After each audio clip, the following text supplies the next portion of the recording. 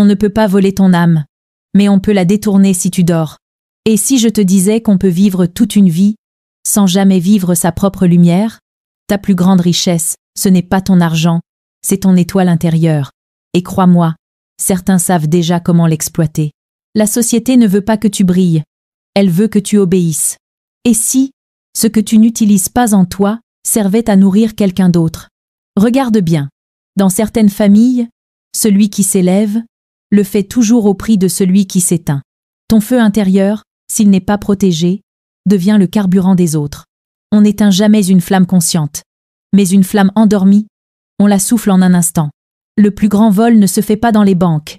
Il se fait dans ton énergie. Tout ce que tu ignores de toi, quelqu'un d'autre l'utilisera contre toi. Il y a en toi une lumière unique, un éclat qui n'appartient qu'à ton âme. Certains l'appellent l'astre intérieur, d'autres parlent du feu sacré, d'autres encore l'appellent le souffle ou la présence. Qu'importe le mot, l'essentiel est de comprendre ceci. Personne ne peut te voler ton étoile. Elle est tienne de toute éternité. Mais si tu t'oublies, si tu abandonnes la garde de ton propre esprit, alors cette étoile peut être déviée, exploitée, utilisée à d'autres fins que les tiennes. C'est une vérité que les anciens connaissaient bien. Dans l'Égypte antique, les prêtres enseignaient que chaque être naissait avec une étoile personnelle, une flamme céleste inscrite dans le ciel au moment de sa naissance. Hermès Trismégiste affirmait « L'homme est un grand miracle, car il porte en lui l'image de l'univers et la lumière des dieux. » Pourtant, il ajoutait aussi que celui qui oublie sa propre origine devient prisonnier des influences extérieures. On croit souvent que la famille est toujours un refuge, un sanctuaire inébranlable, où l'amour règne sans condition. Mais l'histoire humaine montre une réalité plus complexe. Parfois, les liens de sang deviennent des champs de rivalité silencieuse, où l'on cherche inconsciemment à étouffer la lumière de celui qui brille trop fort. Imagine un enfant qui naît avec une aura rayonnante. Sa présence suffit à apaiser ou à éveiller son entourage. Certains membres de la famille, sensibles à ce rayonnement, sentent intuitivement. Cet enfant n'est pas ordinaire. Il est destiné à accomplir quelque chose de grand. Dans les traditions africaines, on appelle souvent ces enfants des « enfants étoiles ». Dans l'Inde ancienne, on les reconnaissait comme des « avatars », des âmes venues avec une mission. Mais si cet enfant grandit dans un environnement qui ne respecte pas ce feu, sa lumière risque d'être utilisée, parfois même détournée. On entend souvent ces phrases. Il avait tout pour réussir. On voyait en lui un génie, un artiste, un visionnaire. Mais pourquoi tant de ces flammes précoces s'éteignent-elles en chemin? Parce qu'une étoile ignorée devient une étoile fragile. Ce que tu ignores de toi peut toujours être manipulé par d'autres.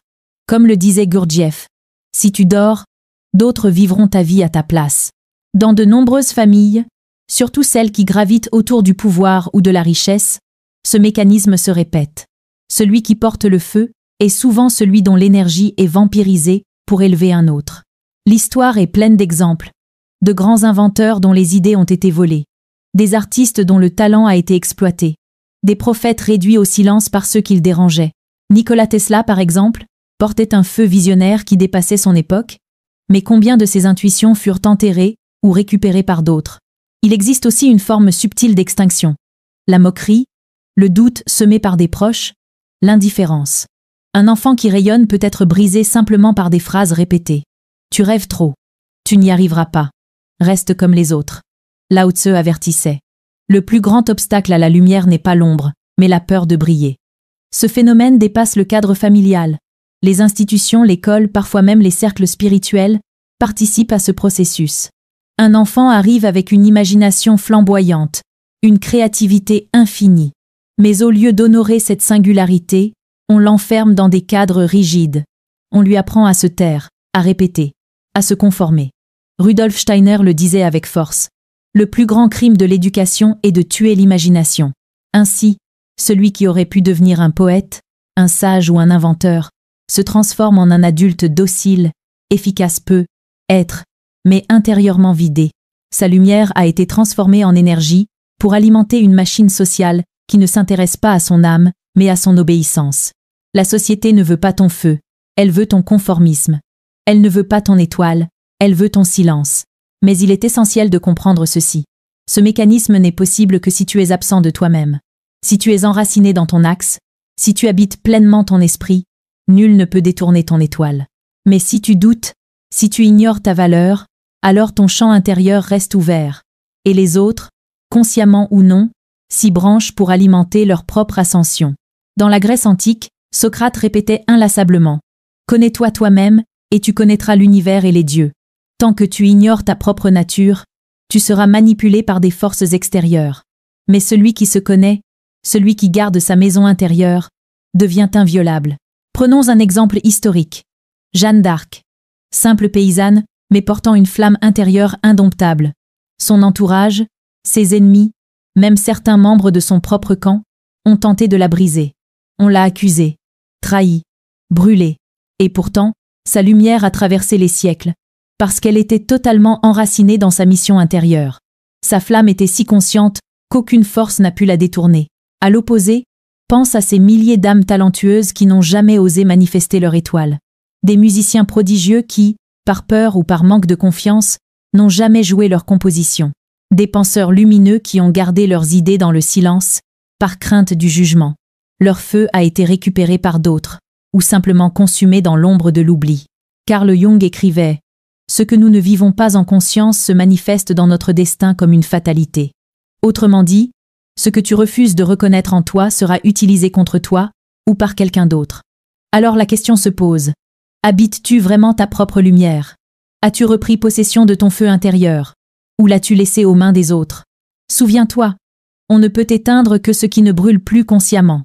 Le brasier nourri par une conscience éveillée est inattaquable. Mais la flamme vacillante de celui qui doute peut être soufflée d'un simple souffle. L'histoire de l'humanité, de ses prophètes, de ses artistes, de ses sages, n'est qu'une répétition de cette loi. Ceux qui se sont enracinés dans leur lumière sont devenus des phares qui continuent de guider l'humanité bien après leur mort.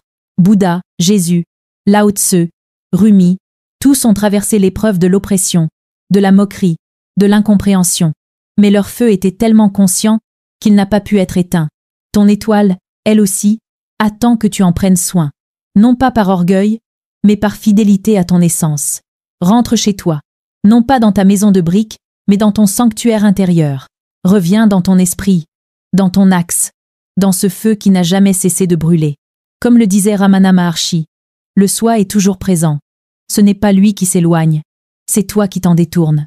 Alors, choisis, sois absent, et ton étoile servira d'autres causes. Sois présent, et nul ne pourra jamais la détourner. Tu n'es pas ici par hasard. Dans la spiritualité, il n'y a pas de pitié. Tu comprends les lois de l'univers, ou tu les subis. Soit tu vis, soit tu respires. Tu ne peux pas échapper à ce que tu es. Ici, c'est pas la morale qui décide, c'est la vibration. Y a pas pitié dedans. Ceci est la partie 1. La partie 2 est déjà sur la chaîne YouTube.